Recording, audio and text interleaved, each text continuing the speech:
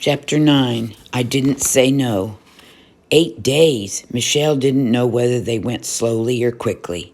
The days themselves seemed to drag by hour after hour. Still, surprisingly soon it was Saturday again. Saturday, and tomorrow would be Sunday. Tomorrow. The word had a special sound. Michelle felt as if he had been chasing tomorrows all his life, and now he was about to catch one. Then, just before he was ready to go to bed Saturday night, Pietro came by. They talked for a while, and then as Pietro was leaving, he called back over his shoulder, "See you tomorrow, Michelle." Oh, Michelle stared at him. He had forgotten about Pietro. He and Pietro were always together on Sunday. As long as Michelle could remember, he and Pietro had done something together on Sunday afternoon. But tomorrow, Michelle stared at Pietro as if he were looking at a ghost. "Michelle, what's the matter?" "Nothing, Pietro, only, I won't be able to meet you tomorrow." "Won't be able to meet me? Why not?" I just can't." "Do you have to work?"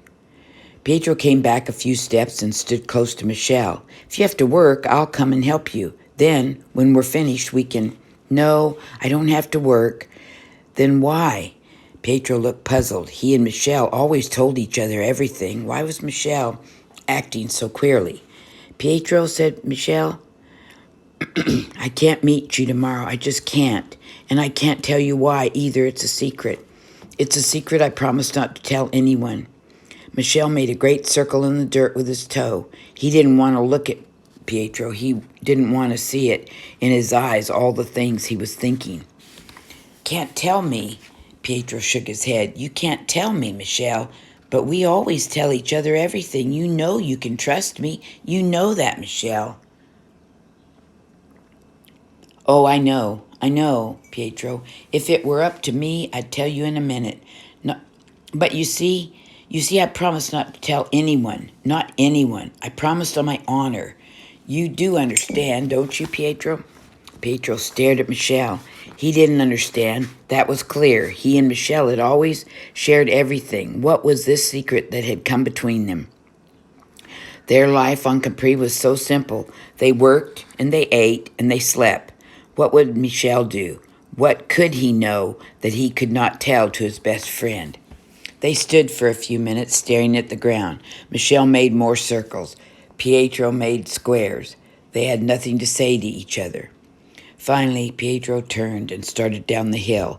"Well, good night, Michelle." "Good night." "I'll see you, too." The words came before Pietro could stop them. "Good night, Michelle." Michelle turned and walked back into the inn. He had never been so miserable in all his life. He thought of all the things he and Pietro had done together. And Pietro would not go to Naples because I couldn't go. Pietro wouldn't go to Naples because I couldn't go. The words repeated themselves over and over. What greatest test of friendship could anyone give? And now he, Michelle, had shut him out. It was the cove that had come between them. Michelle shuddered. Was it really bad luck, as everyone said? Was the cove beginning already to cast its evil spell upon him? Michelle knew that he and Pietro would always be friends, but somehow after tonight their friendship would never be quite the same again. To lose a real friend, was the cove really worth it? Michelle went to bed, but he couldn't sleep. He thought of the two priests. He thought of his mother, worrying about them. He thought of the 3 guests, of his father, of himself. How many of the 6 who were going to the cove would be sleeping in their beds tomorrow night? But most of all, Michelle thought of Pietro. To lose a real friend, was the cove worth it? Was any adventure worth it? Then Michelle had an idea. If only Pietro could go with them. If he could tell the secret to Pietro and he could go with them, then everything would be all right. The 2 priests, the danger, the evil powers of the cove suddenly seemed unimportant again. If only Pietro could go, everything would be all right. Michelle got out of bed and looked at the sky. The stars were still there, but they were growing fainter. Michelle looked eagerly toward the east. As soon as the sun was up, he would go and talk to Angelo. When Michelle awoke, the sun was high in the sky. He jumped out of bed, dressed quickly, and ran down the stairs to the kitchen. Breakfast was over. The kitchen and the dining room were deserted. This was a piece of good luck. He could run down to see Angelo, and no one would know he had gone. They would all think he was still asleep. Michel had never covered the distance between the inn and Angelo's cottage so quickly. He slid and slipped, stumbled and rolled. He jumped from one rock to another. This was the Sunday he had been waiting for. But as he ran, he didn't think of the adventure that was only a few hours away. He thought only of what he would say to Angelo. Angelo! Michel! Angelo! Michel dropped down on the sand, too exhausted to talk to Angelo. That is my name, Angelo. Listen. Michel gasped for breath. Angelo, you know how it is with Pietro and me? We are friends. No, we are more than friends. We are brothers. We have different mothers and fathers, but still, we are brothers. Inside, we are brothers. You know how it is, Angelo. Yes, Michel, I know. Well, Angelo, last night Pietro came by, and well, you know Pietro and I always are together on Sunday, and Angelo, couldn't we take Pietro with us to the cove? Take Pietro? Please, Angelo, please. Pietro? And his donkeys? He will bring his donkeys too, I suppose. Oh, Angelo. Well, how am I to know? First Herr Nordstrom is going to the cove and everyone's frightened to death. Then I, big brave Angelo, I am going too. Then presto, everyone is going. Lord Derby, Monsieur Jacques, Signor Pongo, and Michel, and now Pietro too? Tell me, how am I to know that Pietro's donkeys will not want to go also? But just one more, Angelo, just Pietro. Just one more, just one more. Why do we waste our time like this? I'll tell you what we should do, Michel. We should put up a sign in the marketplace. It should read something like this. Attention! Today, at 12 o'clock, there will be an expedition to the cove. Everyone invited. Free lunch, come and bring the children. Then, in large red letters, we should add, this is a great secret. Do not tell anyone. Oh, Angelo. Well, where will we sit? There are 3 boats and 6 people. 2 people to a boat. Pietro is not very big. He and I can sit together. Are not as big as Herr Nordstrom. We will make ourselves very small, you see? Well, oh, Angelo, I knew you would. Yeah, did I say yes? You didn't say no. All right, we will leave it that way. I didn't say no. Then it is all right. I can ask him to go with us. I didn't say no. Oh, Angelo, you are wonderful. You always fix everything. I have not yet to say, but if you stand there talking and wasting time, there is no telling what I might say. Go, before I change my mind. Thank you, Angelo. Go and be back before noon, so you can help me load the boats. Load the boats? What are we putting in them? Not you, unless you hurry. Go, go. Once more, Michel started off, clambering over rocks, cobblestones, falling, slipping, sliding, crawling, pulling, grabbing, jumping, running, racing. Pietro lived on the other side of the island. There was not much time. Finally, he stood in front of Pietro's house. Pietro.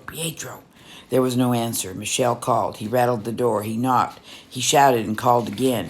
Pietro. Only the donkeys were at home. They stood huddled together in their little yard, looking the way donkeys always look on Sunday, bewildered by so much leisure. Pietro! Michel couldn't believe that he wasn't at home. He had to be home. On this day of all days, he had to be home. But he wasn't.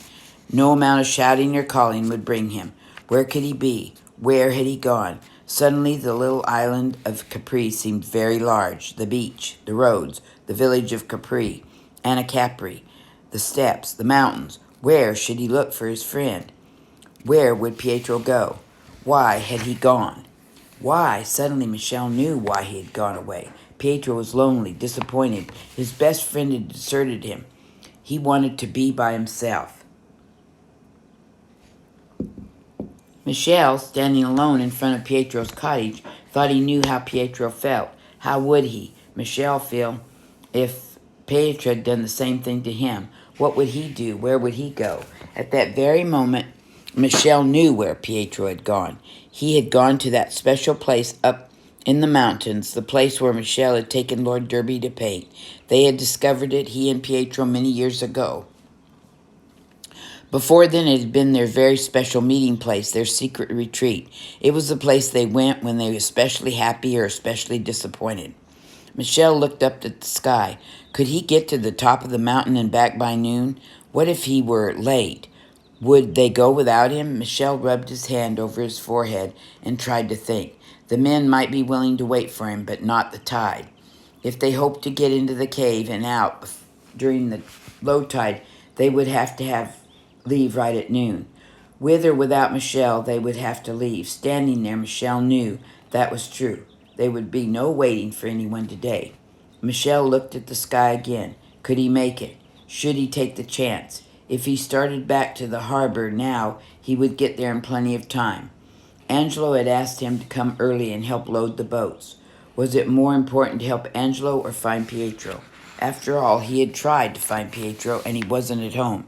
Certainly Michel, could not be blamed for that. He had done the best he could. Perhaps by evening it would not make any difference anyway.